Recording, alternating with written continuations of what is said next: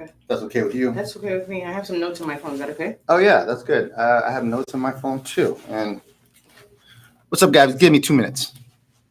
All right, so make sure we got audio. We got audio, which is good. All right, so this is sort of a very informal podcast.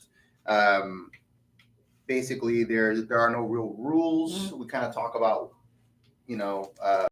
whatever seems to be an important topic to have discussion about. Yeah. I very rarely reference the camera, so it's usually just going to be a conversation between you and I. Okay. But it's up to you if you want to reference the camera, talk to the people out there. Hey, people. Hey. So I just want to give you a heads up on that. So to get us introduced, my name is Gus. I'm here with Dr. J, and we're going to be having a conversation about. And this is the Anomaly Podcast. We're going to be having a conversation.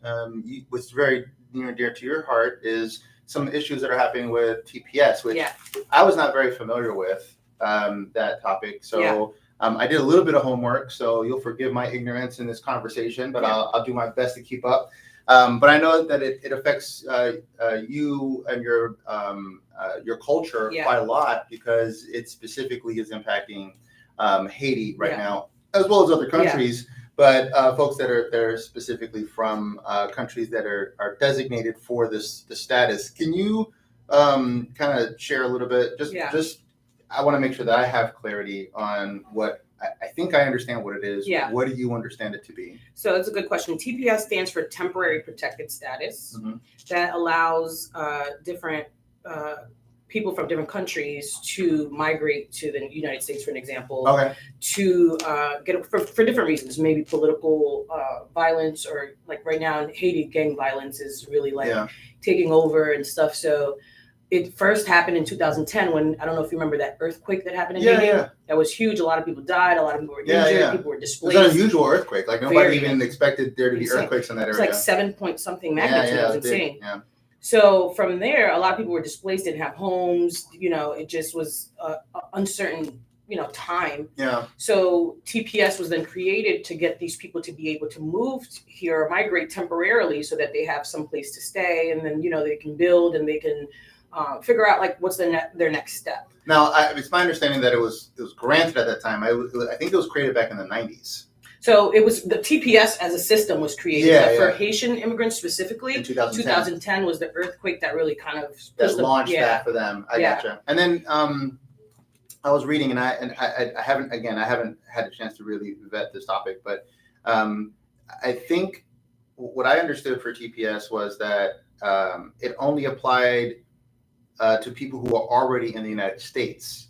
Is that not the case? That's not the case. Okay. Yeah. So I know I have friends personally who were affected from the earthquake who moved here because of the earthquake. And then they used the TPS to. Yeah. So because they work, because you can work here, you get work papers. It's a formal system. So it's not like you're just coming here. Yeah. So a lot of them, because they're displaced, they don't have homes. The economic climate in Haiti is really bad right now. You then have people who don't have living, like they don't have living arrangements, they don't have work, they don't have opportunity. So the TPS was then created for them to be able to be here to access some of the opportunities and be able to create a living for themselves and their families. Sure. So no, I'm sorry, really quickly. What is in your mind because TPS, it's a temporary status, which is the biggest argument you're hearing from the other side about why they need to cancel it and stuff like that. It's supposed to be temporary. What, in your mind, knowing that it's a temporary status, like what was for Haitians, what would be the end goal for leveraging a status like that, where they get temporary status, they come to the United States, they're able to do stuff? Is it to eventually go back to Haiti, to sort of rebuild a home here in the United States? Like as far as you've been hearing, and like what has been it's such a nuanced question, and it will change depending on who you speak with, right? There are a lot of Haitians who they want to live in Haiti. Like they don't necessarily want to be in America. The system is very, very different. So I'll tell you, like in Haiti, for an example, just minor examples. like when you buy a home in America, you have to buy the home, pay a mortgage. That doesn't happen. Yeah, they do everything in cash. You buy a home and you never pay on it again for 1 year. You pay for property taxes a year. You don't pay like mortgage. They don't have like banking system like that. Yeah, not like that. And then you're not having to pay car insurance monthly. It's not anything like that. It's like once you buy your property, that's your property. There are a number of countries that actually behave like that. Yeah. A lot of West Indian countries or Caribbean countries function like that. Yeah. So then you have a lot more freedom. So in that sense, or economic freedom in that sense. Versus like when you come to America, like it's a whole other system of earning, and you always have to earn to be able to live. Yeah. So for a lot of Haitians, a lot of them, especially older Haitians, they don't necessarily want to live here. You'll see a lot that sometimes they have families that live here just to give them more opportunity, like children for education and things like that. Sure. But they're like their elderly fathers still live in Haiti, for example. They still have homes. They still want to go back. So a lot of Haitians, if you speak with them, they have the mind to go back to Haiti. Yeah. But then that's a different topic because Haiti is not. Unfortunately, Haiti is not in a position for people to live right now. Not right now. Yeah. Politically, it's just all over the place. Now, that's one thing that I do have some familiarity with. Yeah. Is, sort of some of the context as it relates to like the unrest that has happened in Haiti. And it seems to me like Haiti has really been taken advantage of for a very long time. Yeah. And then in a lot of countries that a lot of that quote unquote help that has come has really been sort of like it's been like an unscrupulous opportunity to bring other, like, when they brought I know after the earthquake, for example, they, and I think it was USAID brought food. Yeah. Right? Yeah. But the problem with food is that the Haitians were not hungry. They had food. Right. They had plenty of food. We cultivate, we farm, So what ended up happening because USAID did that is that they ended up having to throw all their food away, and all the farmers made no money. No, yeah. So there's no money being able to be made by the locals. What needs to be happening? It's not food, it's economic growth that needs to happen for Haiti. And what was interesting too is that it seems that when the NGOs came in, I remember this very distinctly. It was very upsetting to me when the NGOs came in after that earthquake. Like 90% of the money that was essentially donated to help the Haitian people didn't go to the Haitian unaccounted people. For. Yeah. I think there were like 10 houses built. Yeah, it was really, really crazy. We have to ask, like, where did that money go? Yeah, and nobody asked. No one asked. Yeah. So I'm so glad you said that. You made a point. You said, like, Haiti has been taken advantage of. I want to talk about that a little bit because, a lot of people don't really know about Haiti's history and how rich the history is. Oh, yeah. So you're talking about the first Black Republic. Right, in 1804. So a small country who has a lot of resilience. Haitian people are very resilient. Haitian people are fighters. They're survivors. Yeah. If you go back into history, before Haiti's collapse, economic collapse, Haiti was responsible for 80% of all trade running through Haiti. Right, you talk about sugar cane, cocoa. Everything was running through Haiti. Like, it was really popular. It was called Pearl of the Antilles because it was so rich for like economic growth throughout the world. When we went to war to get our independence, that's when everything changed, right? Because now we're going against superpowers. You're talking about France. France, which still owes us money till today, because we've never heard of that. Like, you beat someone in war, and then you have to pay them. Right. Which they had a debt. They put a debt on Haiti. On Haiti. Yeah. That we're still suffering from till right now. Yeah. They estimate that if France were to pay us back, it would be 1.3 trillion. Wow. Well, I mean, France has done that to a number of countries. I mean, they're starting to. And that's what's happening actually in Africa. Yeah. And what's the name of the country? It's not Nigeria. It's I don't think it's Nigeria. Anyways, it's in South Africa, right? I'm trying to remember the name of the country. I think it's in West Africa. It doesn't matter. But I know that they're having that issue. Yeah. Which is there's a popular.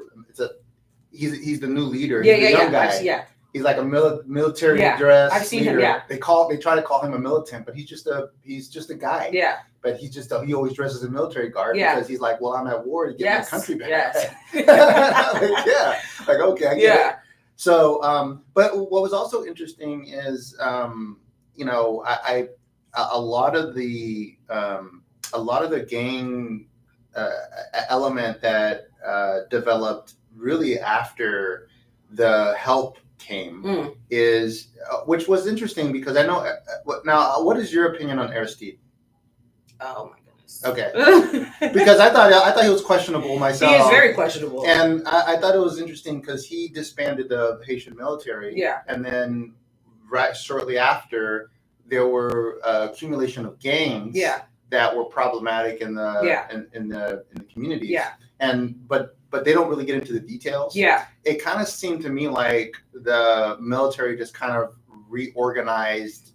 They were then called gangs, and they were just trying to reestablish, like, hey, we don't want an American person that's been put into place. We want to have our own person. Yeah. So it just seems like there's been like layer over layer over layer of like this, like, these opportunistic situations that these other countries are coming in and just kind of really disarming. Keep pushing down Haiti into where it's at right now. Exactly. I feel like they don't have a lot of that. They've not been able to establish themselves as a country because of the sort of the interference that's been happening. Here's the other thing too. So I'm like, I'm faith-based and stuff. There's a scripture in the Bible that says where there's a lack of leadership, people fail. So you talk about not only people who are coming from the outside, superpowers who are coming outside in the name of help, but really, again, like disarming the Haitian people and taking from them. But then there are also, unfortunately, Haitian leaders, who are also bought, who also are a part of Haiti's collapse. If you can't have a leader you could trust that can lead the people, and then we're trying to, number one, Haiti's trying to find its own identity again. As a people, and as a nation. It's very difficult. Especially when economics is a huge thing, right? Like we are not in a place where we can continue to build. Now we had President Jovenel Moise, who, if you speak to that was 2016, who was assassinated, right? This was Haiti's hope for reformation, for rebuilding, for economic growth. I mean, you're talking about a visionary who really had a big vision for Haiti. And then was assassinated. That's a whole nother thing too. Now that happened right after he had made a big decision or something like that. Oh yeah, he would make multiple decisions because one, he was going to redraft the Constitution. Okay. So part of Haiti's Constitution, like if you go back into the history, Dessalines, you wouldn't get like Jean-Jacques Dessalines had a very clear vision for Haiti and what Haiti was supposed to be like. We kind of drifted away from that. Well, that was actually through the United States intervention. And then they decided, well, they didn't want the U.S. actually coming in and being able to make decisions. And then it's fair. U.S. wouldn't have Haiti come over here and make decisions for United States. So Jovenel tried to like push. Well, that's back when we were spreading, freedom. How's that ringing? How's it ringing, guys?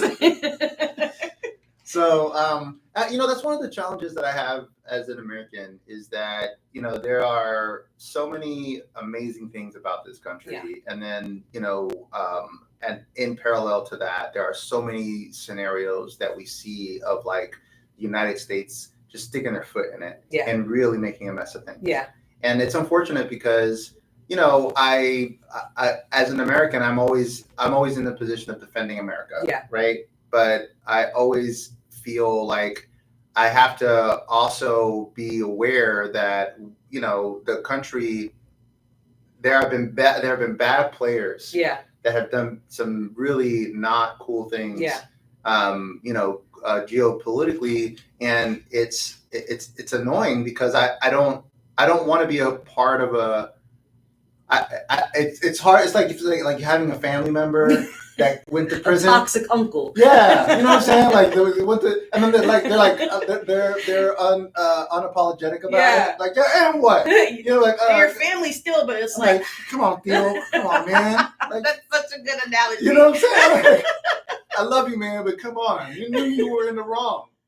No, but I actually want to point this out because when you talk about patriotism, people feel that patriotism is supporting everything that a country has to offer, whether they're right or wrong. I don't believe that's patriotic at all. Yeah, I agree. I believe that's dangerous. I agree.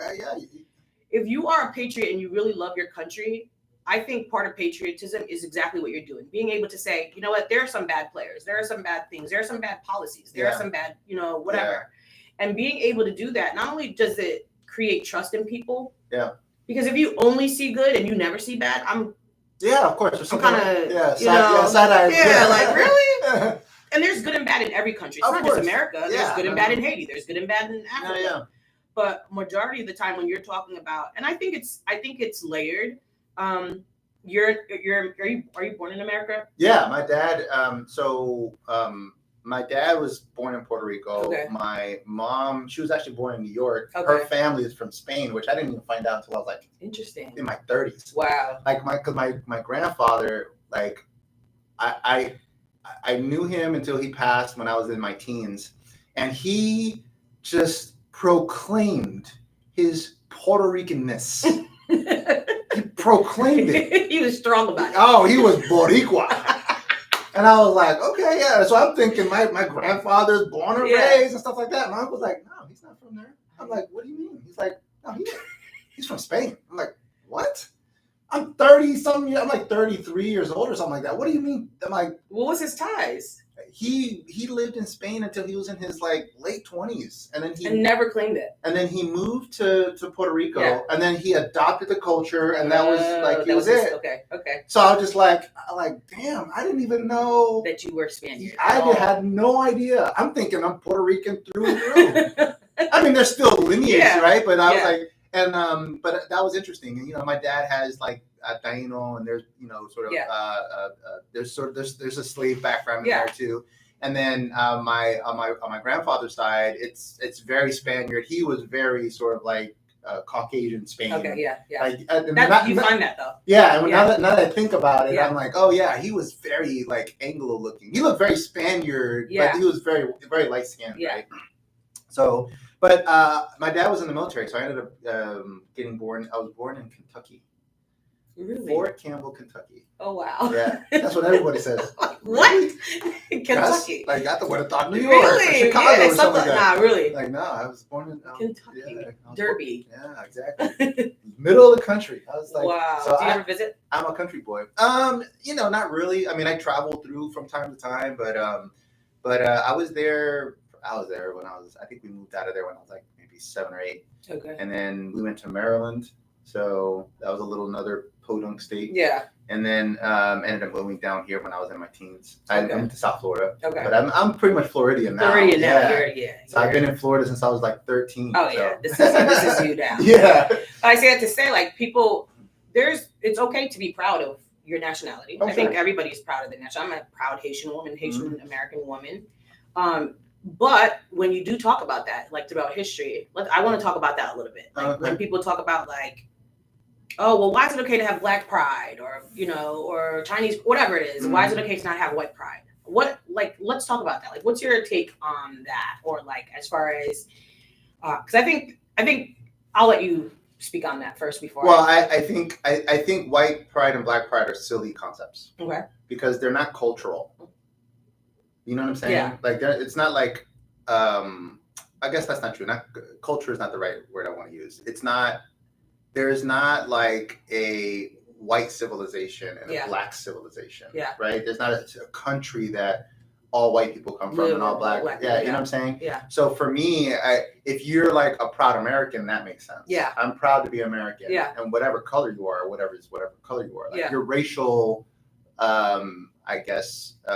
profile is a little bit less relevant. Yeah. I will say that there is definitely a cultural element, specifically in Black culture here in the United States, that is very sought after and revered by a lot of other like countries outside, like a lot of cultures outside of the United States. Yeah. They see Black culture as like this really cool thing. They want to be part of Yeah.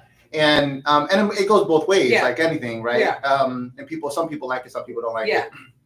So I personally don't think it's a good practice to get into white pride, Black pride, or anything like that, because that's divisive, in my opinion. Yeah. But I do think it is a good practice to have like a pride in your like where you're from, in your country, your nationality. Yeah. I think that's fine. Yeah. I would even argue that if you had a little bit of pride of being a Floridian or being from a specific city or something. Yeah. You hear that. New York, I'm from New York, right? And they get in this whole thing and right? New York in the house. Yeah.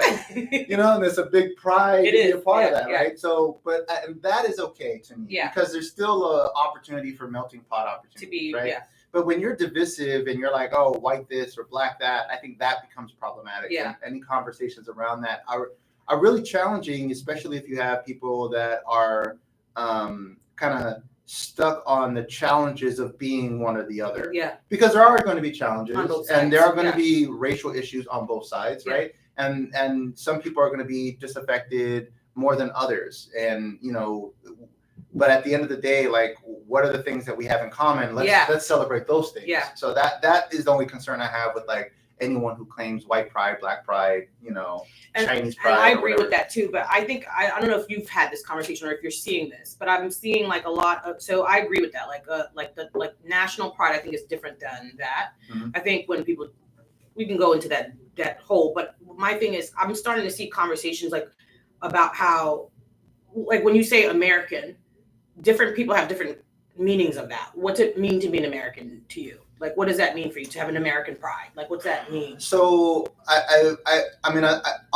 okay, there's what we hear online, and then like, I think what actual people think. Yes. I think what it means to be an American is I think goes back to like the concept of what America is supposed to stand for, and those are the things that like the concept of like we have the freedoms that we have, and that there are opportunities that are available to us, and things are equitable so that people of any race or gender or whatever can have access to do a thing and find success, right? Yeah. So those are the things that I find pride in. When I like as an American, like that pride is related to how it might be to exist outside of America. Yeah. Right. So that's the way that that's the only context that I have. Yeah. So like when I see, for example, in England, they have like they're talking about right now. If you say certain things on social media, you can be arrested. That is crazy. That's ridiculous. But that's for us. Yeah. Because in our culture, we believe in the freedom of speech. Yeah, and then like that is a coveted like right that we have as Americans. Yeah, you can't do that everywhere. Right, you can't do that everywhere. You can't go into other countries and just say whatever the hell you want. Yeah. Like they put you in jail. Yeah. So like that is the kind of thing I'm like, yeah, see that's America. Yeah. Right? You know what I mean? Yeah. Like that's the kind of thing that I like. Yeah. I think it's a double-edged sword for some things. Like I love the fact that we have the most badass military might in the world. Yeah. That's a cool feature. Yeah, it is. However, how it's used is not the cool feature. Yes. I don't like the way we use it. Yeah. Now, I'm gonna step lightly here because this is gonna be sort of my I sort of have a liberal and conservative elements. Yeah, you do, which is interesting. Me too, though. So here's what I'm gonna say to that, right? As bad as we can be with our military, right? As bad as we can be with our military, we really have the ability to be like the Empire from the Star Wars. Yeah. Like we could be Darth Vader. Yeah. You know what I'm saying? Like we could. You could. We with the United States could easily be Darth Vader and be like, hey, world, you guys just need to just bend the knee. Whatever we say. Yeah. And you can complain about it, but we got satellites, we got missiles, we got nukes, we got nuclear weapons. Yeah, we have the three largest air forces in the world. Yeah. We have all three of them. Yeah. Right? So like we have that capability, but we don't do that. Yeah. So, and I think a lot of that has to is a reflection of our people. Yeah. Like I think the Americans do not have a taste for wanting to be an empire that way. Yeah. Right. So even though the military-industrial complex may make efforts to try to do that and try to find fancy ways to get into combat, into wars. And they find ways to make claims for those kinds of things or do it by proxy. I think the American people You're right about that. Don't really have a taste for that. For blood. They don't want that. They don't want to send their sons and daughters to go do that kind of shit. Yeah. I mean, there is a point where like, yeah, we need to defend ourselves. If we have we need to defend our friends and, those kinds of things. But there are certain things that are becoming questionable. And we're seeing that in some of the things that we're seeing. The whole Ukraine thing was a bit questionable. Like even the stuff, which is super divisive right now, the whole conversation around what's happening with Israel and Gaza. Yeah. That's a big, divisive thing of what's going on, right? Like, well, should we really be involved in that or not? Yeah. What is Israel doing? Are they really like doing stuff that's on our best interest? Yeah. So there's all kinds of stuff where, we're kind of acting as a proxy. Like, these Ukraine wouldn't be able to do what it can, like what it did with Russia. Like did you see that they bombed essentially one of their air bases or whatever? Yes. They wouldn't have been able to do that without United States assistance. Yeah. Like, there's no way. Ukraine has no resources for that. No. You know what I mean? So, that is definitely, those are wars by proxy. Those are definitely us. Yeah. But we're like, no, it's not us. No, it's definitely us. We gave them the cups. That was us. Yeah. Yeah. We was like, hey, do this, do that, do it this way. If you do it this way, here are the resources. Here, we're training you. Your men have to do it because we're not going to be involved. We're not going to get our hands dirty. Yes. But you guys. But they went all the way up to the line, and then they were like, okay, cross the line.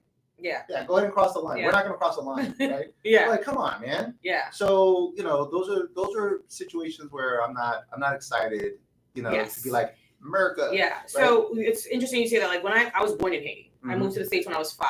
Okay. Obviously, I still have a lot of memory about Haiti and different things, but I could just remember like being younger and even before coming into America and even being as a Haitian born citizen, that American pride, people outside of the U.S. feel that. And it's, again, you're talking about the ideals, which is such an important conversation because we do have to differentiate what those things are. Yeah. But it was pride in the ideals. Yeah. It was pride in the Constitution, the things we set in place. What we're striving for. Yeah, exactly. And there's going to be mistakes along the way. Absolutely. Yeah, I think the problem now that I see at least, as it relates to that, and I don't mean to interrupt you. No, but is that we are making so many mistakes. They're starting not to look like mistakes. They're starting to look like.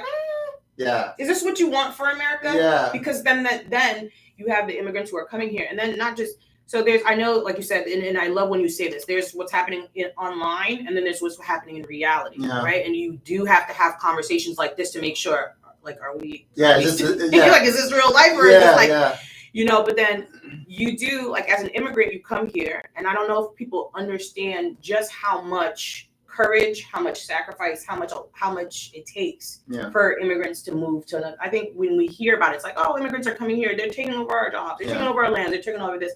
But then you don't see the other side of them having to leave their families. I still have family back in Haiti. Yeah. I haven't been to Haiti since 2017. So you have the distance, you have the time. Sure. You're missing all that stuff. You're not getting to build it where you miss out on a lot to do this stuff. And then the courage to have to come over here, learn another language, learn another system, it takes a lot. And then you have these. I'll speak for myself as a Haitian who comes here, who's a taxpayer, who's, does the things the right way. And it's like, well, it's hard for me to have American pride if Americans don't even want me to be in this country, or the ideals. And when I say Americans, I'm not talking about the American people, but the government and the administration and how they're portraying things. Like you said, starting to look like not mistakes. It's starting to look like, is this a new ideal? Yeah. And how do immigrants fit here? How are immigrants represented here? So the immigration issue is a tough situation. I had this conversation with Chris actually a few weeks back, and Chuck? Yeah, Chris Chuck, yeah, and I think that there is a justification for wanting to ensure secure borders and prevent just anyone from coming into the country. Sure, I don't think that's anywhere. Right. So, and that's, because a lot of the arguments, that at least that I'm hearing, is that, kind of the struggle of coming here and they're leaving. Imagine what they had to leave to have to come to the United States. And I can empathize with that. I don't know what that struggle is like. Yeah. But I can only imagine, and it has to be terrible to uproot your entire family and essentially find a way to get into the United States. Yeah. But that doesn't, as it relates to like illegal immigration, that doesn't give you, even though you're going through these struggles, the right to just like come into my house. Yeah. You know what I mean? Yeah. So there has to be something. Yeah. And I think the part of the problem is that the way that our immigration system works now is that things move too slowly. Yeah. There's no faster way to process people. So, people don't want to wait in line at the gates. Yeah, at the right? border. Yeah. So there's not really a good way to process people. And then we end up getting just a bunch of people coming in. Yeah. And, when it comes to securing the borders, and I know this is not necessarily a Haitian topic specifically, but because we see it primarily as it relates to Central America, but when it comes to securing the border, a lot of people are like, oh, we should just have open borders. I don't agree with that. But the challenge is that you might find 5 million people coming to this country illegally. Yeah. And of those 5 million people, let's say 20,000 of them are bad players, which percentage-wise is very tiny, but it's still 20,000 people that are bad players, right? And if we had a good system, we could still get those people in, and then we could also keep those bad players out, right? So like we need to have something like any security that's put in place is not put in place because of the 4,900,000 whatever thousand people that are good. It's for the 20,000 that are bad. Like you want to secure for the minority of people that are going to be bad players. So and I think that that gets lost in the conversation, which is kind of frustrating. Now, as it relates to sort of the Haitian situation, I think that this is why I asked you at the beginning, like, what is in your mind, like, what is the end goal for TPS? Because TPS is meant to be a stopgap. It's not really meant to be a solution. Right. So what is the end goal for TPS? Because eventually it has to end. Right. And I think the Trump administration is just saying, hey, now's the time. Whether that's justified or not, that's a whole other question. But that's essentially where we're at is like, okay, well, we need to figure out like an alternative to TPS if Haitians don't feel like this is they're in a good place right now to go back or whatever. Like, is asylum the next thing that they have to do? Well, that's the thing. There are no solutions. That's the problem. So let me be clear, like securing your borders, that should be available to every country, not just America. It should be available to everybody, like making sure that you are protected from foreign and domestic threat. That just makes sense for a country, right? So there's that, but also there are no clear pathways for legal immigration. So not to say there are. It's just they're not very. It's I mean, when I say the pathways, so they're there, but they're like not there. And they're not easy. They make it really difficult for you to. I think there's a couple problems. I think it's a challenge. The process is challenging, and then on top of that, like we don't have the appropriate amount of like manpower to process the volume of people that want to come into the United States. I feel like America, though, if anyone could do it, it's America. Yeah. Okay. So there's like, is it intentional? Is it like, there are questions in it. And I'm not suggesting that because it's not there to do it illegally or to do. And honestly, I don't really like that word. To be honest with you, I don't think people can be illegal. It's my thought. I think people can be undocumented. I don't think people could be illegal. Now, they're documented immigrants, undocumented immigrants, illegal. I don't know if that makes sense. Well, okay.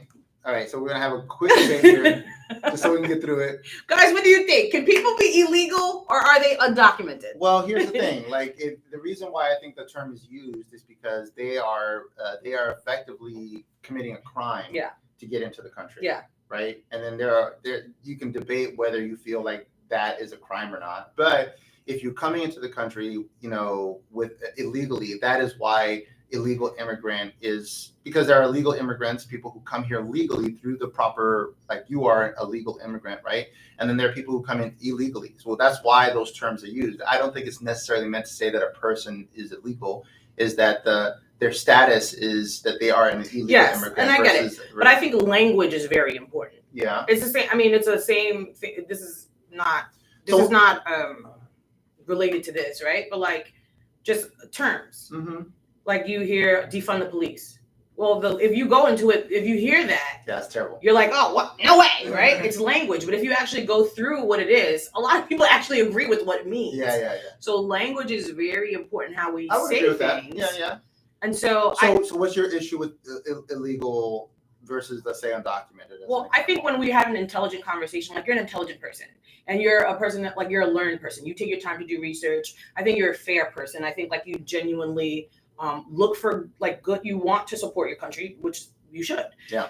But you look for things and you're like, okay, well, I can agree with that. I can't agree with that. I don't think that most people are doing that, though, to be fair.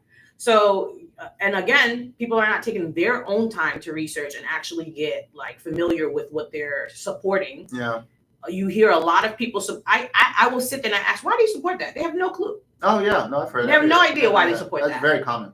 So it's like if you're just repeating what you're hearing, and then language, right? Yeah. Language is helping you develop a certain like a certain ideal about a person or a certain group. Mm-hmm. You start to see immigrants as illegal. Like, it doesn't matter where they're coming from. It doesn't matter what their process. Like, that's just your whole thing. When we call it documented and undocumented immigrants, right? Mm-hmm. We're talking about the same thing. You came here either with your papers, you went through the right way, or you came here and you don't have your papers and you're here, mm-hmm. you know. But the language sounds different. It helps you to humanize people. Interesting. Okay. That's a fair point. Yeah. So I think there's that, but I do think that, to be honest, I do think that there has to be something for it's temporary protected status, right? Yeah. It's TPS, so we know it's temporary. It's not meant to be forever. Yeah. But then, what is, like you said, what's the next step? What is the next? Yeah, I was talking with this is the I mean, my thoughts on it is that I think there should be. So, you know, we talk about a path to citizenship. Yeah. And I certainly there should be a path to citizenship, which there technically is. I think the path to citizenship should be a challenging one, which is fine. However, I think the path to residency should be easy. Let me hear more about that. So the idea of residency is essentially you don't get the right to vote. Yeah. You have limited rights, but you have the right to live here. You have the right to work here. You can go to school here, right? You have to pay taxes, all that good stuff. So you get all those elements, right? But you don't necessarily get some special elements like the right to vote or go into the military or whatever. Yeah.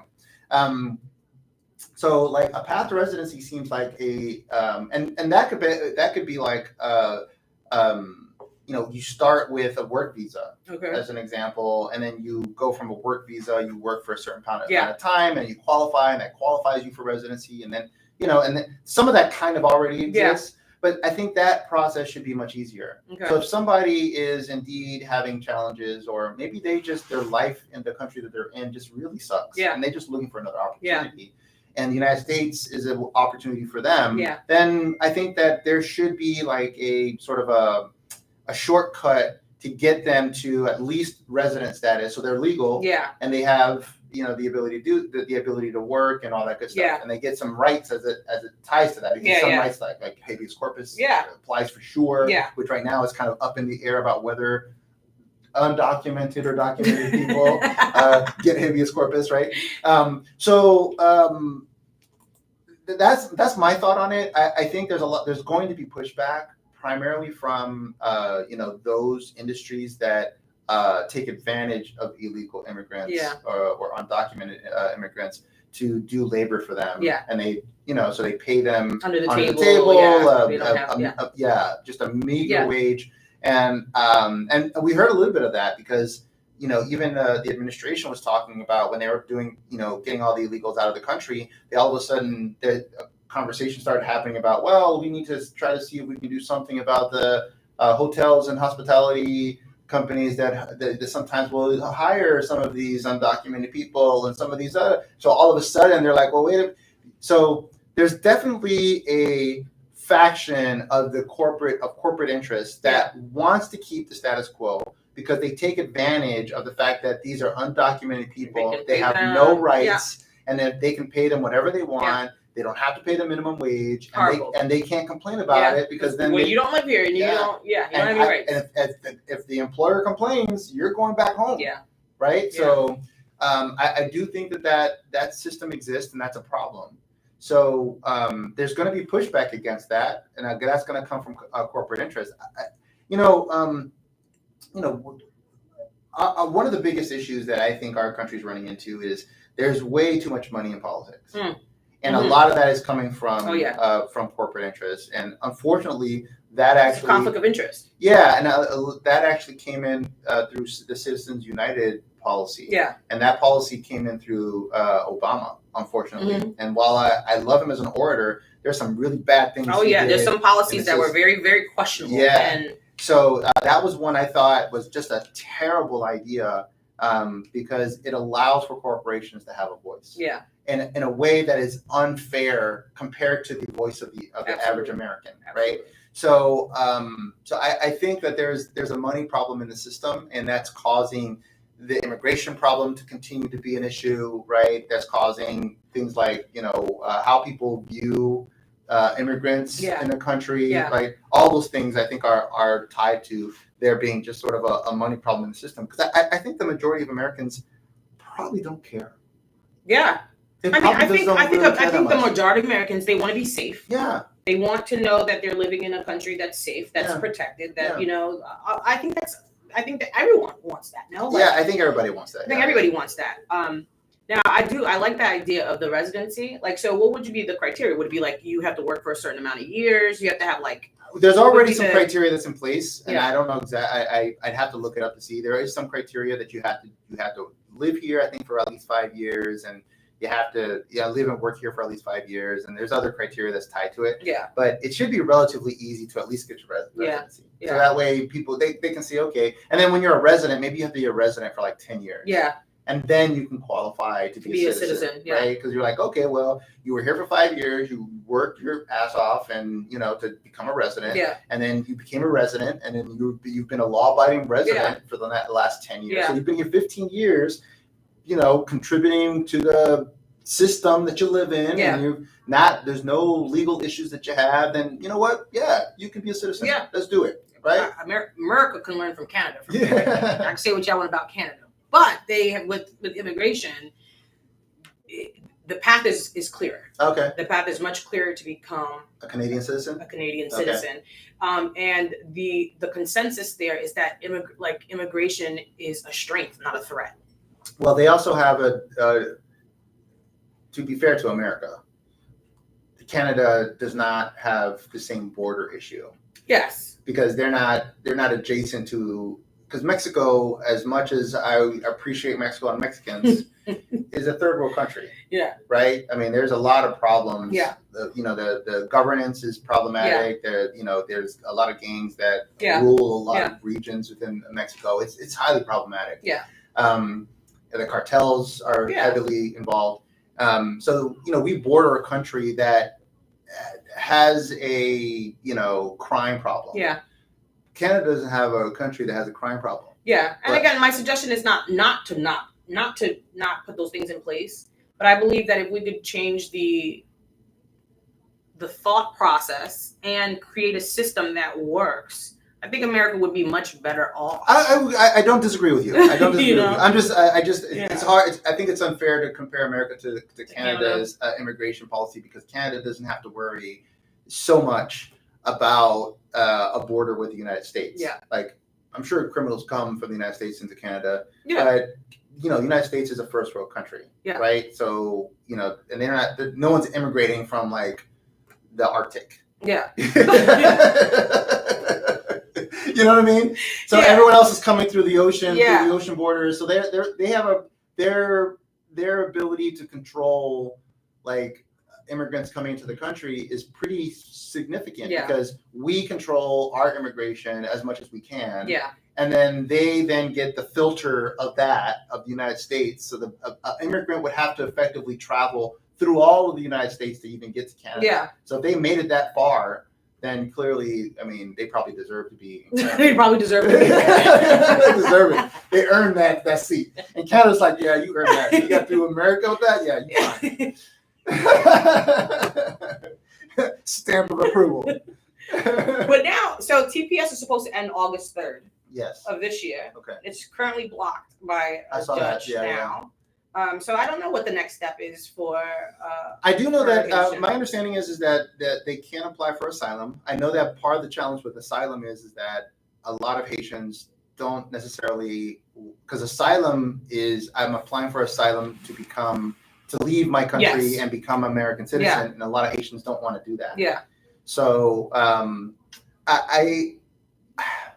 I don't know. I guess my only thought on this is that I don't know how the administration is thinking about Haiti. I mean, obviously, Well, he said what he thought about Haiti. Are you talking about like it's in 2016 back there? I keep my thoughts to myself because I have thoughts for him too. Yeah. No, but I guess my what I'm trying to get at is that it came in 2010 because of the earthquake, and it's been continually going for over we're going on 15 years here. And I guess part of the concern is at what point does it stop? If it's supposed to be temporary, at what point does it stop? And I think that to your point, what they should be doing is if they're going to stop it, they should have another process in place that would allow Haitians to, or anyone who lives here in the United States who's under the TPS. Because you have Venezuela, Cuba, Nicaragua. So anyone who fits that criteria, like, is there another option for them? Yeah. Right. And what is it? It needs to be clear. Yeah. So and then for Haitians that don't want to stay here, or rather who want to go back to Haiti, I guess. Because there would have to be some things where some people might get hurt. Yeah. Like you might have, there may be an asylum option. So if you want to stay here, then you can apply for asylum. Yeah. And if you want to go back to Haiti, your option is to either apply for asylum here, or you qualify for some other visa that allows you to stay here, or we partner with another country that allows you to go ahead and stay in that country. Why are we not political leaders? Because I don't believe that political leaders think like. I mean, I feel like the problems are not even that complicated, to be honest. I don't think it's a question of complication. I think it's a question of money, and I think the problem is that the money is in the wrong place and it's going to the wrong people, and that's terrible. These problems are not insurmountable. If you and I can think of like possible solutions on a podcast in 30 minutes. Yeah, like I can't imagine other people not coming up with these. We're it's not like we're like some crazy genius. Yeah, like scientists that like we discovered it. Yeah. So I don't think it's a lack of ideas problem. I think it's a lack of interest due to influence of money. Yeah. And that's it. When we fix that problem, we'll start seeing more. Do you think that problem is going to be fixed? Do you think America has an interest to even fix that kind of problem? Well, so there's a couple problems with the United States has right now, and so right now we're effectively living in an oligarchical system where corporations really have the most influence over everything that we do and see. And, right. They have the largest impact in our workforce. They have the largest impact in creating policy. Yeah. They have the largest impact in what politicians even make it. So that was just scary. Yeah. So we definitely have an oligarchical system right now, even though it's being portrayed not as such. It certainly is. Yeah. So and the challenge with that is because they've been able to put such a strong foothold into the system. They specifically so we see this system playing out in media as a perfect example. Yeah.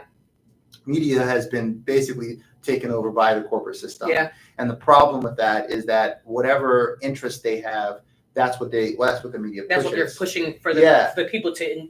Yeah. So like, for example, and this was very debatable at the time, when COVID came out, that was actually a perfect example, because now we can retrospectively look at that, right? Yeah. When COVID came out, all of the media was just being it was in a fury about how important it was for everyone to get vaccinated, and like if you're not vaccinated, then you are the enemy. You're a leper. Oh my God. So That's what it was. Like that's what it was. Something. It was. Like if you had like you didn't get like it was crazy, right? And then we come to find out, like, you know, and for me, like, I didn't end up getting vaccinated. I did not get vaccinated. And the reason why I didn't get vaccinated is because when I was looking at the data, like, there was no data to suggest that, one, it actually prevented the spread of COVID. It didn't. People who were getting vaccinated were getting it again. Correct. Yeah. And then on top of that, you know, the people that were dying, which they didn't even share, like, they're like, oh, all these people died. And like, yeah, they were all over 80 years old. Yeah. And they had other complications. Yeah. And you didn't mention that. So I was like, okay, so the average lifespan of a person is like 78, and these are all people are dying. They're over the average. They did great. Yeah. So I was like, they made it. Like, woohoo. So, you know, and then, right, the people who are younger who ended up passing, usually they tend to have some other complications. Yeah. So I was like, okay, that doesn't sound like I need this. Yeah. And then more information started coming out about, like, you know, just sort of the natural immunity and how that operates. Yeah. And I thought to myself, like, we're built to do that. Like, our evolution has been built to do that. And I'm like, okay, well, I'm a healthy person. I'm pretty young. I'm pretty active. I exercise. I eat well for the most part. So I was like, I think I'm gonna go ahead and try this out. Yeah. I'm gonna risk it for myself. I'm gonna not do that. Yeah. Yeah. And then they started pushing like kids should have it and stuff like that. And there was no evidence that kids should even be touching that stuff. That was insane. That was nuts to me. And then now there's lawsuits going out. Now there's all types of like diseases that has come out. People are like, and no one wants to talk about that. I think like that's really problematic. Right. So to me, and if you go back and you look at the footage, all of it was sponsored by Pfizer. Oh yeah. Like everything was like, oh, and Pfizer, right? It was all over the place. Like all the medical pharmaceuticals. It wasn't like at the time, like the head of Pfizer, the wife also had like a pat. Like it was like insane how much conflict of interest was like. It was all over. Yeah, it was all over the place. It really. I already had, you know, I already knew that there was already like some insidious things going on. But as I saw that play out, I was like, politics. Oh my goodness. It was so bad. It was so obvious though. Yeah. You and I were running for office around that time. Mm-hmm. And I remember someone said, because I'm a person that I have to ask questions. Mm-hmm. I don't just take information because you said so. Sure. I'm going to research. I'm going to make sure. And then like, oh, well, the whole thing was like, well, that's what the science says. And I'd say, well, who's the scientist? Like what science? Right. Right. Because there's pseudos. Like, if for every research that you find like supporting, you'll find a document saying otherwise. Right. Why aren't we comparing both documents and seeing what it said? And it was like, I remember what was very scary is that people would not allow you to ask questions. Yeah, it was a problem. That was what's scary to me. Yeah. We still see a little bit of that too. Right now. Yeah. Like if you not related to COVID, but like with Israel, for example. Don't ask questions. You can't ask questions. That becomes you're anti-Semitic by asking questions. That is insane. How? That's obscene. I need to understand what's happening so I can make a clear decision. Absolutely. And people did not like that. Well, and I remember this lady said to me, I hope that I never meet you. She was like then blaming me, like, well, I'm gonna be the reason why people die. And I was like, that's okay. We have Zoom and like Google Hangout. Like you don't have to go out. You don't have to do that. So basically, if I'm in my car and I don't have my seatbelt on, but you do, that affects me. I'm like that makes no sense. Yeah. And then, you know, just that. But like as you're saying, we see that playing out now in different ways. Yeah. And the media being such a problem with feeding information.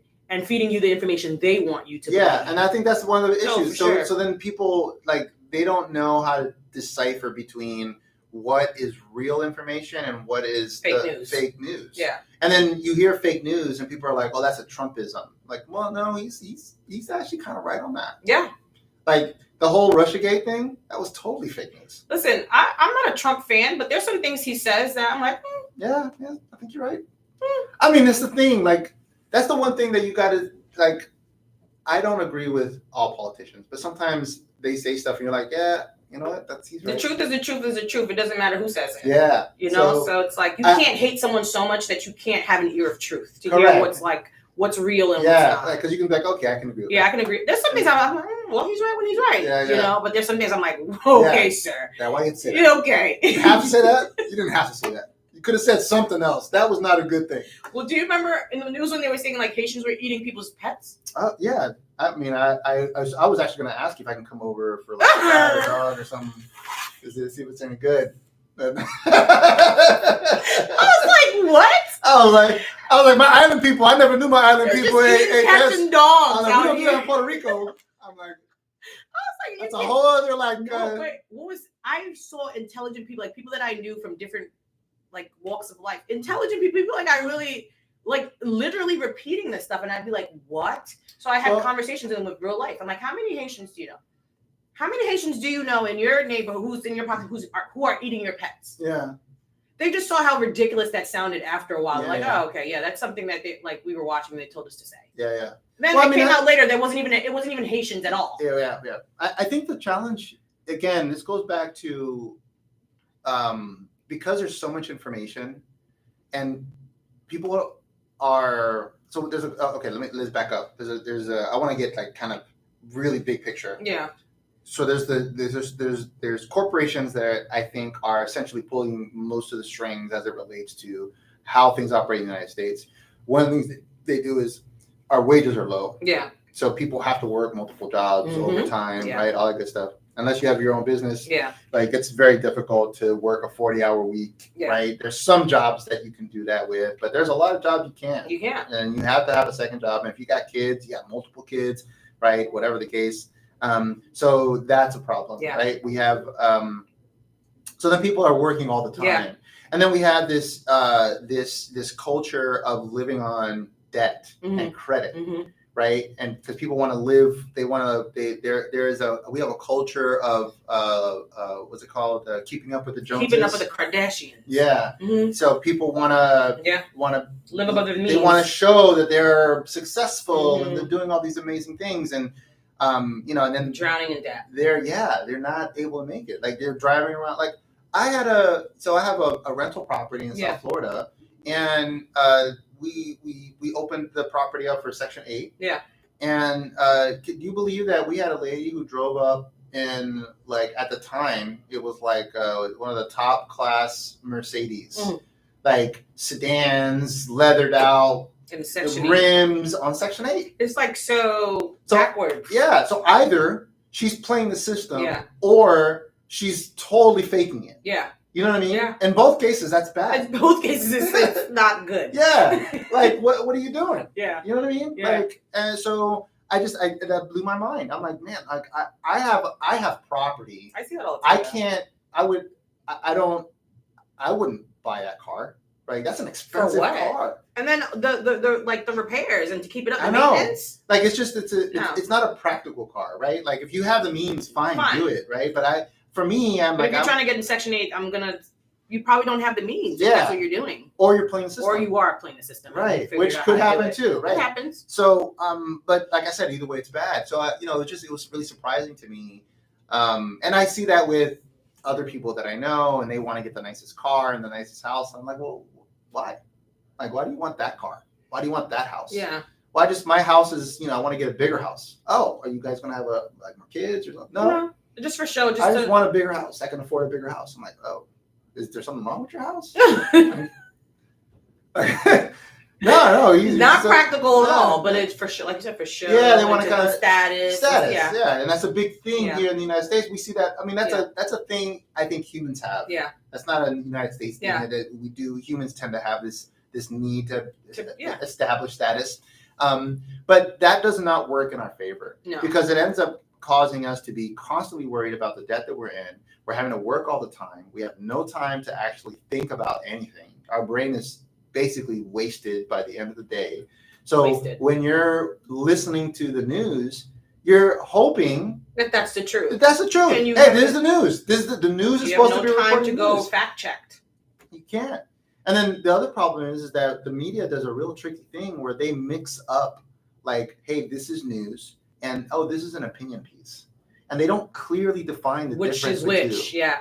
And then they're talking about something that's an opinion piece. I don't think they should be giving opinion pieces anyway. The news outlets shouldn't be here for opinion pieces. I don't mind opinion pieces, but you should be so clear that this is my opinion. Yes, it needs to say something like this is a disclaimer somewhere or something. This is just an opinion, right? We don't know what's facts now. Yeah. Right. So if someone's saying, if it's an opinion piece stating, let's say COVID, for example, that if I had the opinion that only elderly people should be taking should be taking the COVID shot and no one else really should be taking it. I am not a doctor. Right? Yes, that is not a fact. I'm just looking at some data, and my opinion is that's what I think it should be. Yeah. That opinion could be right, it could be wrong, but it's still my opinion. Yes, and you need to say that. Right. Really. So because I'm not an expert in the field, I shouldn't be reporting that as well. In news today, everyone who's over the age of blah blah should be taking COVID, and everyone else doesn't need to. That may be true.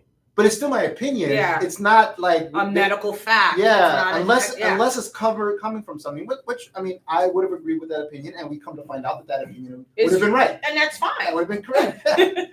But I mean, that should have been an opinion because the problem is that they weren't saying that; they were saying the opposite of that. Yes. Everyone needs to take everyone, children, babies, everybody. Like, and no, that's not. Where are you getting that from? The point of a vaccination is so that that's not working. That's not a vaccination, truly.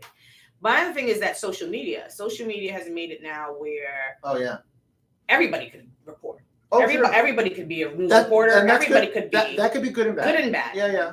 Because it does allow us to question more things. It does allow us to put things together or even question what's being put out to us. Yeah. At the same time, though, you still have to. I mean, it's so free, and everyone has a lot of opinions on social media. Yeah. People start to tend to think that whatever is being said is true. So I will say this: whether you may agree with him or not, and he's become a sort of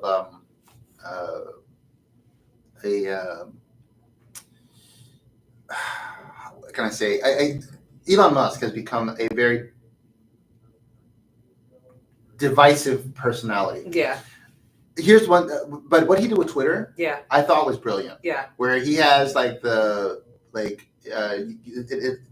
Twitter kind of fact checks itself. Yeah. So people can come in and kind of comment to like how true is this thing that's being said? Okay. And then say, here are references. This is not true. Here's some references. Have you seen that? I haven't. I don't use Twitter. So if you go on Twitter, which is really cool about the platform, is that he's made it so that you can.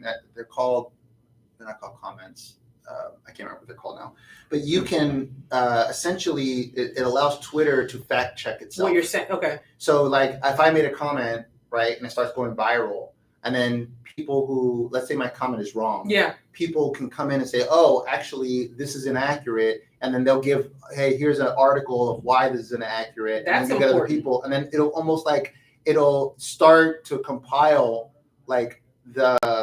what people are saying is true versus not true. Yeah. And then it'll kind of give a summary of how people are seeing this content as factual or not factual. Okay. Which I thought that was really good. That is brilliant. It's almost like what do you call that? Group. Oh man.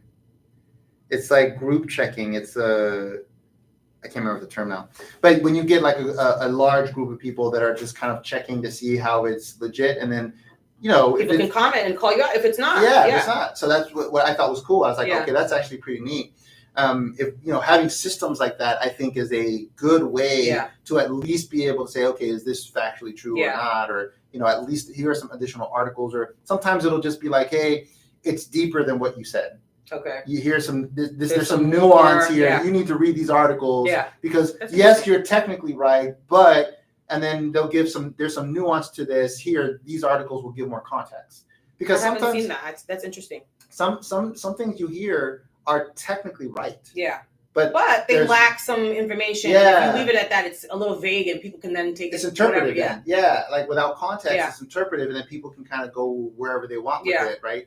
So, I think that nuance is typically where the truth is, and people just don't have the bandwidth to deal with nuance is the challenge because they're working 2 jobs and overtime and blah blah blah, and they're burnt out and they're stressed out. When they're home, they don't want to do anything. They're scrolling, they're not trying to whatever, and they're hoping that you're telling them the truth. Yeah, I mean, we've become we've essentially become serfs to the corporate system. Yeah. Right, where we have all this debt, and we have to work 60, 80 hours a week. Insane. Right. And, and it seems like there's no end to that. Yeah.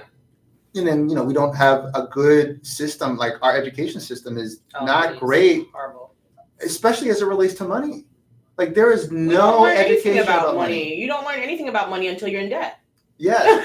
And the only thing you learn about that is like, okay, well, how can I find a bigger credit card to help move my debt over? People do that all the time. They're like, what is it, robbing Paul to pay Jack? Whatever it is, robbing Paul to pay Peter.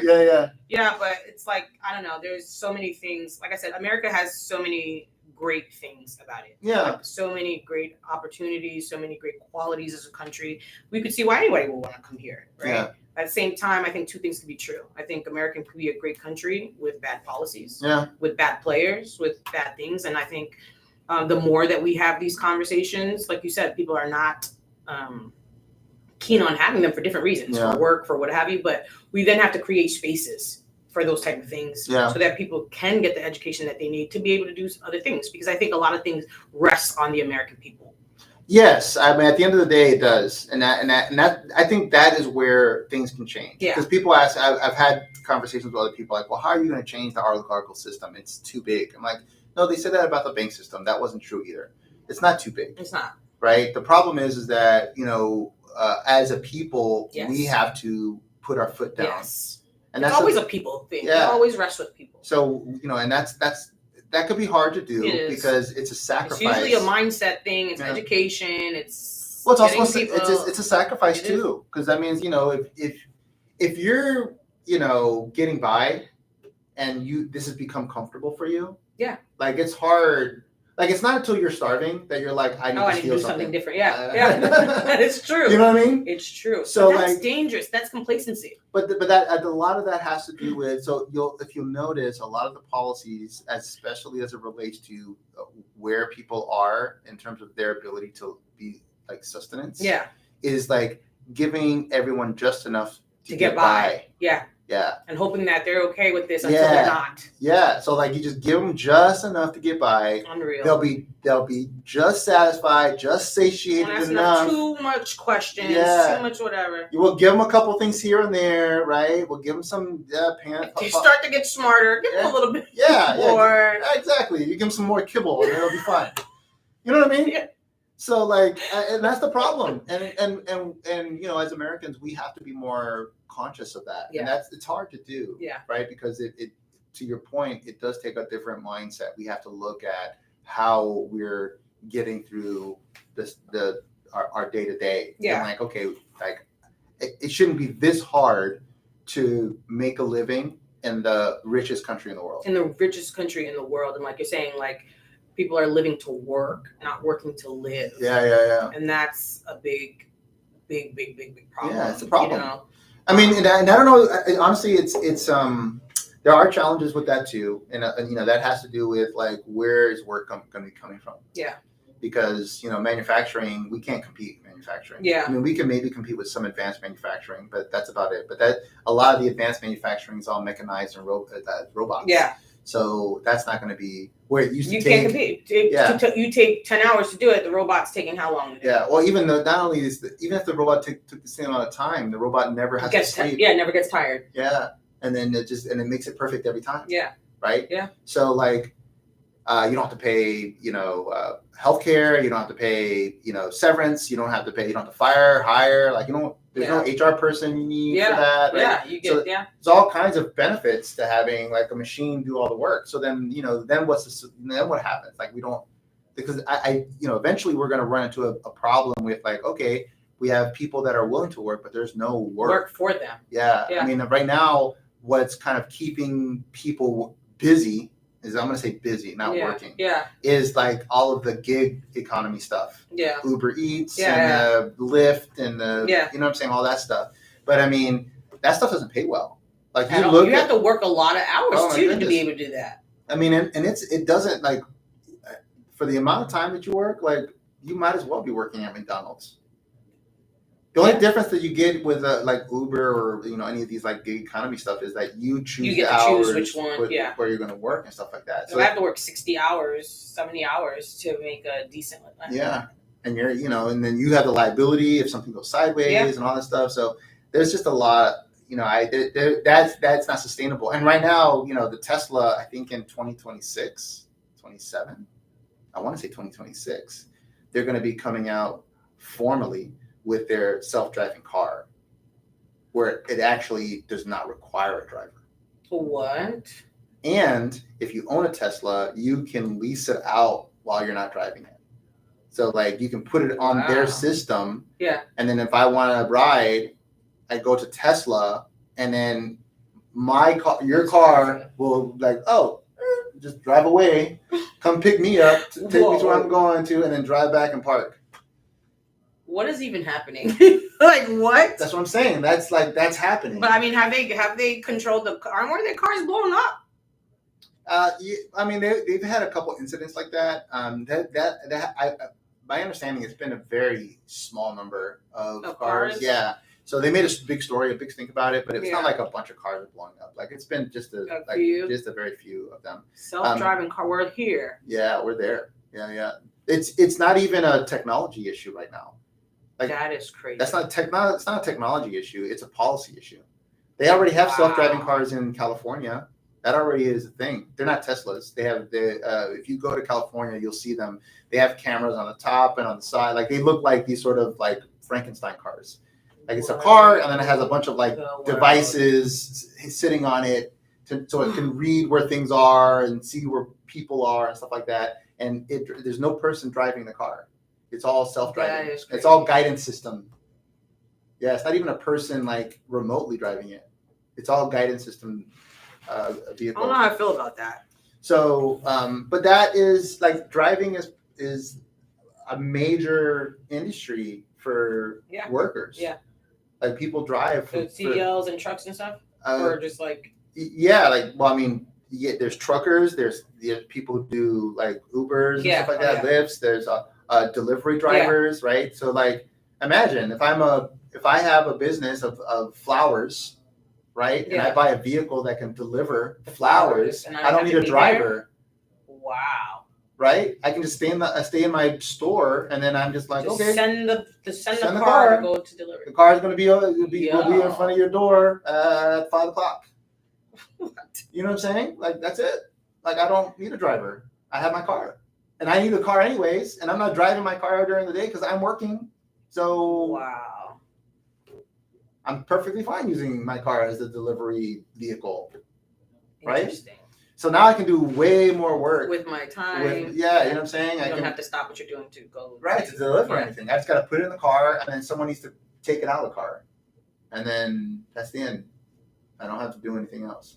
So, like, there's going to be people that succeed because they're going to do that. Yeah. Right? Those are the business owners that take advantage of those technology. They're going to take advantage of the opportunities that come. And then, but that's also taking away that role of a driver. Yeah. Right? So my thought on that is that it's going to require the United States culture, as a culture, we're going to have to start becoming entrepreneurs. Everybody? I mean, as many people as possible. Do you think everyone is even meant for entrepreneurship, No. Though? How is that going to work for everyone who doesn't have the mind of entrepreneurship or who doesn't even have the like? So not everyone can be an entrepreneur. Yeah. But you don't need everyone to be an entrepreneur. You just need more entrepreneurs, right? So that because as much as I want to do my business on my own, there's going to be a point where I need to hire another person. Right. Regardless. Right. No matter how much AI or whatever I get, right? Technology comes around. Eventually, I'm going to need a second person. Yeah. Right. I'm just going to be the second person I hire is probably going to be higher skilled and for a specific purpose or whatever the case may be. So instead of me hiring 4 people, I need to hire 2 people. Right. But still, I got to hire those 2 people. Yeah. Well, if one entrepreneur is not hiring 4, but we have 2 entrepreneurs hiring 2, we still got 6 people working. Yeah. You know what I mean? Yeah. Yeah. So like, as long as there's more entrepreneurs coming out, then I think we can, fill the gap. It's going to be a major shift. It's going to have to be because right now we're not sustainable. Well, everyone's in a hamster wheel. Yeah. Right. And I think that the thing we're going to have to do as entrepreneurs is figure out a way to compete against corporate. Yeah. The corporate interests, because right now they're being the small business owner through money. Yeah. Cheaper. Yeah. Things are cheaper, but people are getting tired of that. Yeah. Because we're getting cheaper shit. That's cheap shit. It's cheap. It's not quality. It's not, So now I think we're going to start finding, I think that, handmade, American-made stuff that's higher quality, more expensive, but higher quality it's going to be more sought after. I'm starting to do that now. Like I'm not buying cheap shit anymore. I'm trying to find like higher quality stuff. And I'm like, man, do I really want to spend the money? And I'm like, yeah, well, the last time I bought this thing, this is why I'm here now.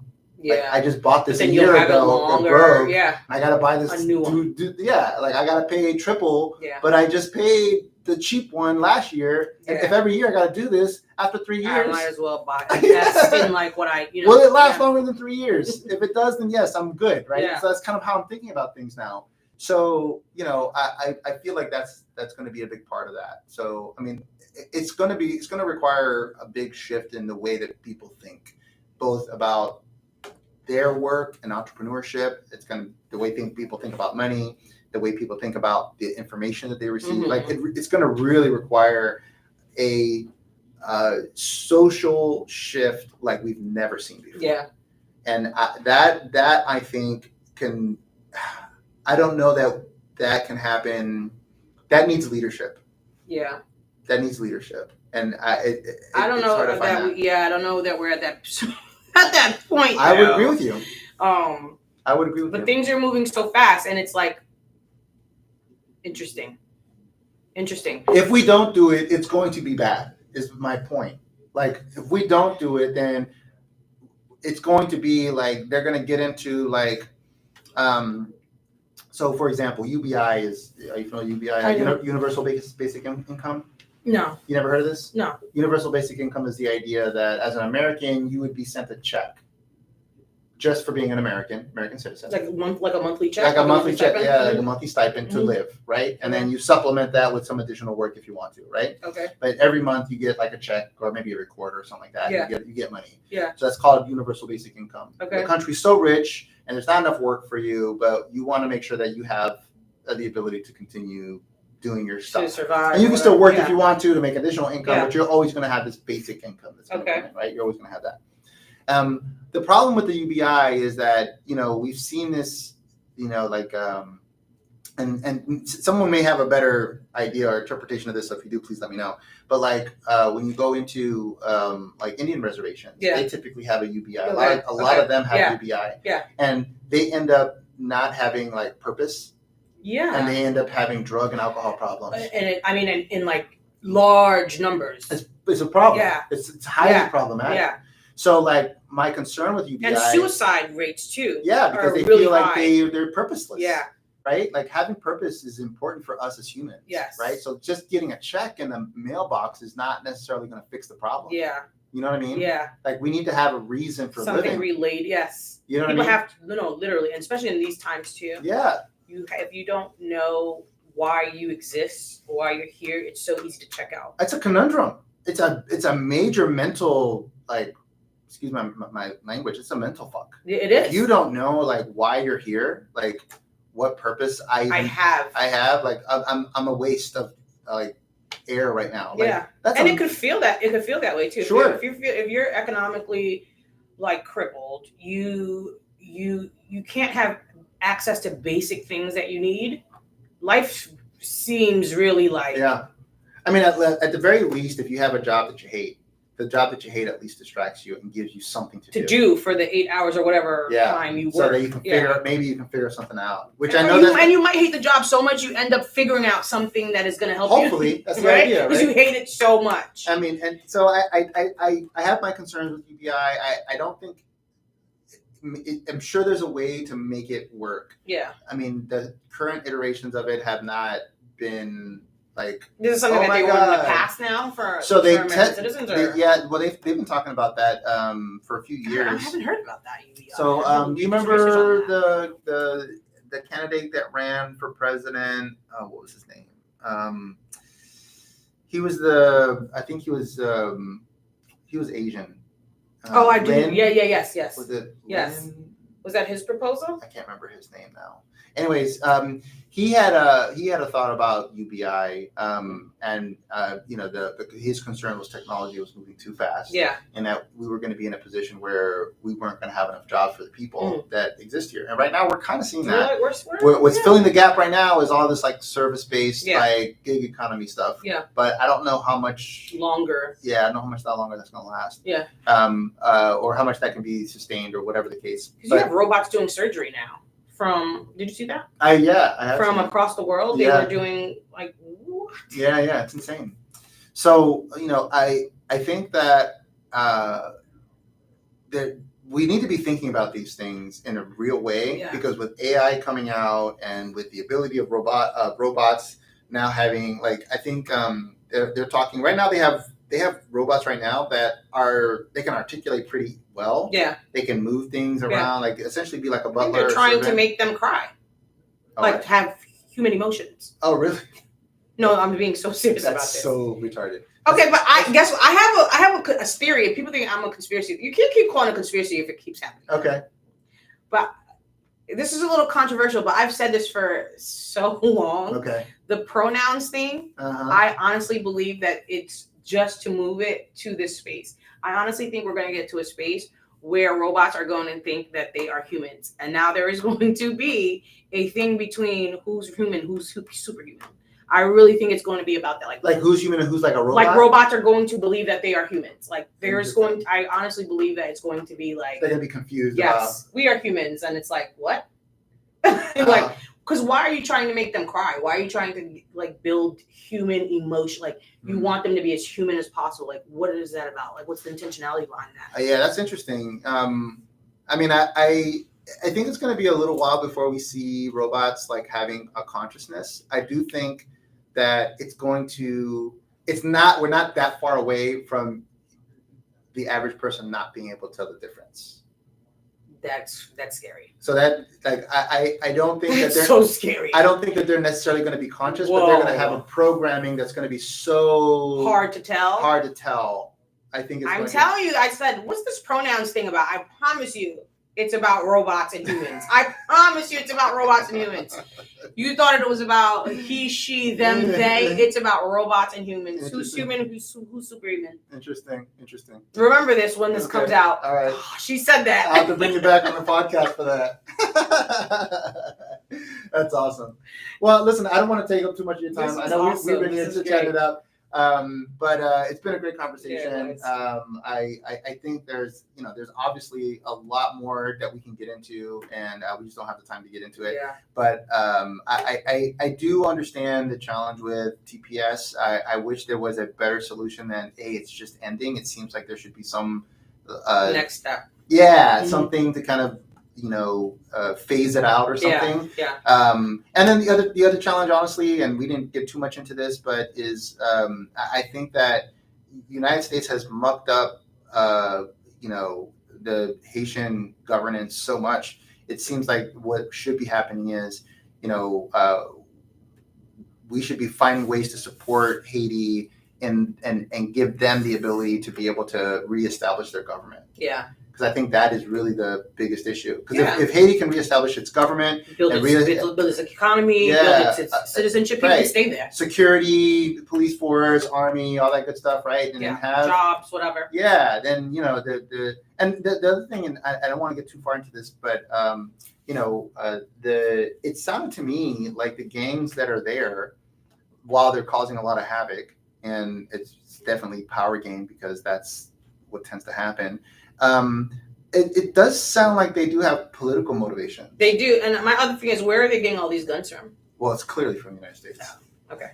I mean, there's no mistake. Y'all take whatever y'all want with that. Okay, you do what you want with that. There's no mistake there. It's all. So it's like, okay, how are you helping these people, and then you're arming them with these things that are literally killing the country? Yeah, I mean, that's definitely that does look like it's by design. It does look like it's by design, and I don't know what the end goal of that is. That's not what I'm not clear on. Like, what would be the purpose of doing that to Haiti? Imperialism. But how would that help imperialism? I think that I really think Haitian people are having an identity issue, right? And if you don't know the value of your own country, because Haiti is actually a very resourceful country. And as much as they talk about Haiti being a poor country, there's so much,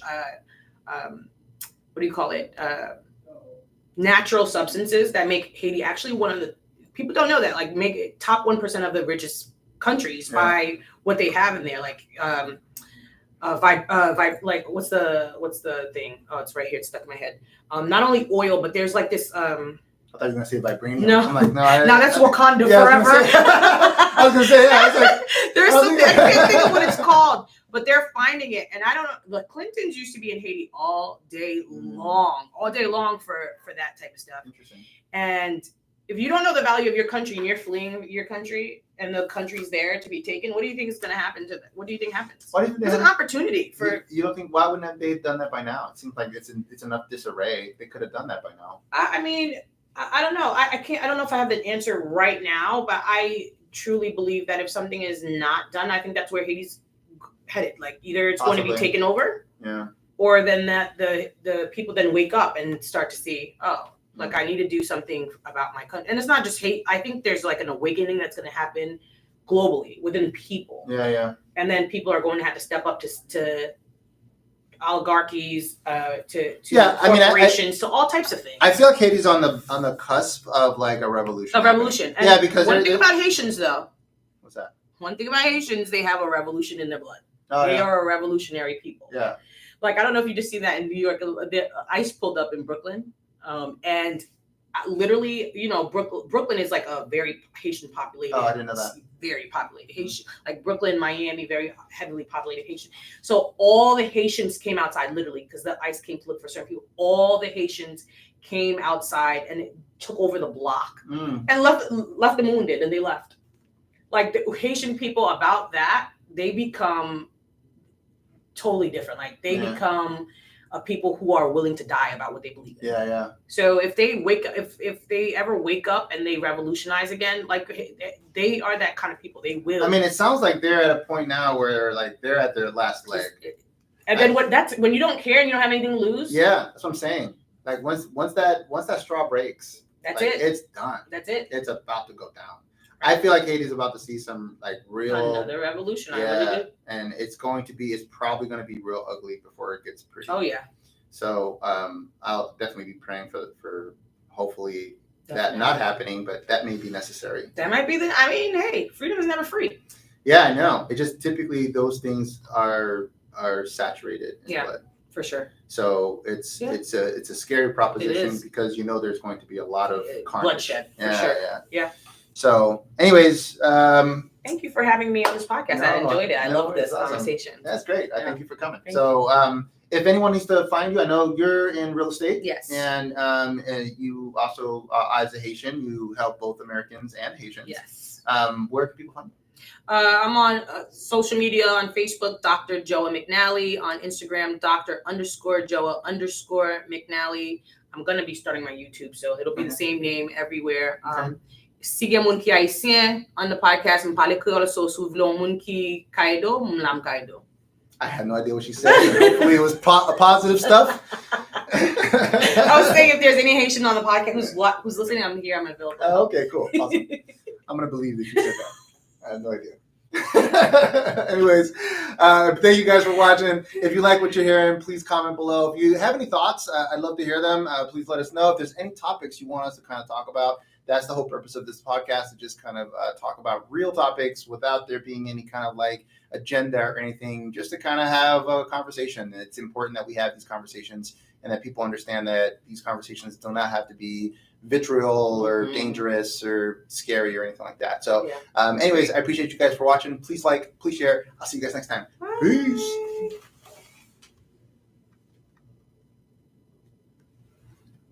All right. That was awesome.